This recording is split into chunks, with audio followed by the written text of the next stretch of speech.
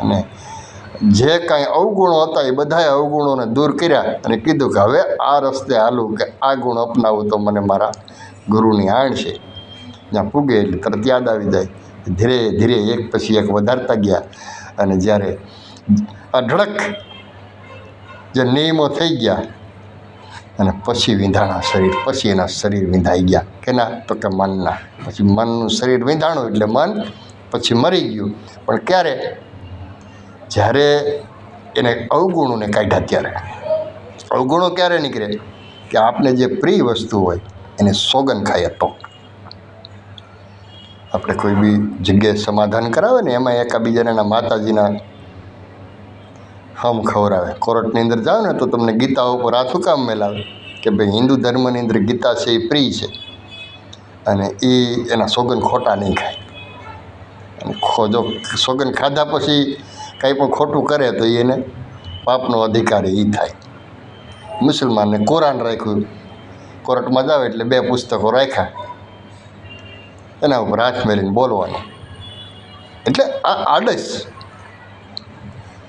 અને જ્યારે મનને તમે કાબૂ કરો ને અવગુણો કાઢો એટલે એક એક આડસ રાખતી જવાની કે આજથી જે મને પ્રિય છે. કોઈને સદગુરુ પ્રિય હોય, કોઈને મા પ્રિય હોય, કોઈને ભાઈ પ્રિય હોય, કોઈને દીકરો પ્રિય હોય, કોઈને દીકરી પ્રિય હોય. એના સોગન ખાઈ લે કે આજથી આ કરું તો મને મારી આ પ્રિય વસ્તુના સોગન છે. પણ આ જે મારા અવગુણો છે એ ગુણોના હું નાશ કરું છું. અને પછી સોગન ન તોડે અને ધીરે ધીરે ધીરે ધીરે જે કાંઈ મનનું કારણ છે એ બધા હટતા જાય અને વધારે એટલે મન છે એ કાબૂ થઈ જાય. પણ અઢળક નિયમો લ્યો ત્યારે મન કાબૂ થાય. એટલે કબીર સાહેબ આમ કીધું છે કે કબીરે માર્યો કાગડો ને તાણીને માર્યા તીર, પહેલાં વિંધાણાના પીછડા અને પછી વિંધાણા શરીર. કબીરે કાગડાને માર્યો પણ કઈ રીતે? તો કે એના સદગુરુના પ્રિય હતા, એની જે મનના અવગુણો હતા એના આડા ગુરુના સોગન મેલી અને અવગુણોને કાઢ્યા. પછી જે અવગુણો હતા એ બધા અવગુણોને ધીરે ધીરે ધીરે ધીરે એના પ્રિય જે ગુરુ હતા એની આણ દેતા ગયા. કાંઈક આ કરું તો મને આની આણ, આ કરું તો મને આની આણ.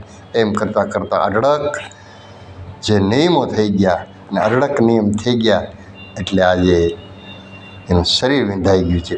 કાગડો છે એ મરી ગયો, મન છે એ મરી ગયું. અને મન મરી જાય એટલે સુરતા છે એ શૂન્યમાં જાય અને સુરતા છે એ શૂન્યમાં હોઈ જાય એટલે તમને શરીરની અંદર અગમ મંડે બિરાજવા. અને જ્યારે અગમ મંડે બિરાજવા એટલે તમને બ્રહ્માંડમાં રચાતી કે સૃષ્ટિમાં કોઈ બી જગ્યાએ જે કાંઈ થવાનું છે એ બધું અગાઉ જાણકારી મંડે મળવા. તો આ કબીર સાહેબ મન વિશે કહે છે. અને એક ભાઈનું કહેવાનું હતું કે તમે મન વિશે વ્યવસ્થિત સમજાવો. તો આમાંથી જો તમને મન વિશે હજી સમજણ ન પડી હોય, મનને કાબૂ કઈ રીતે કરવું એ ખબર ન પડી હોય તો એ કહેજો, હું હજી વિસ્તારથી સમજાવી. કારણ કે આ તમને પાછી પાડીને કીધું કે મનમાં જે અવગુણો છે એ અવગુણોને તમે ન જાઓ. માનો કે આપણે બીડી છોડવી છે તો બીડીનું એક આપણામાં અવગુણ આવ્યું છે તો બીડી છોડવા માટે આપણે કહેવું પડે કે આજથી હું બીડી નહીં પીવું, અને પીવું તો મારા ગુરુની મને આણ છે, પછી આણ તોડવાની નહીં.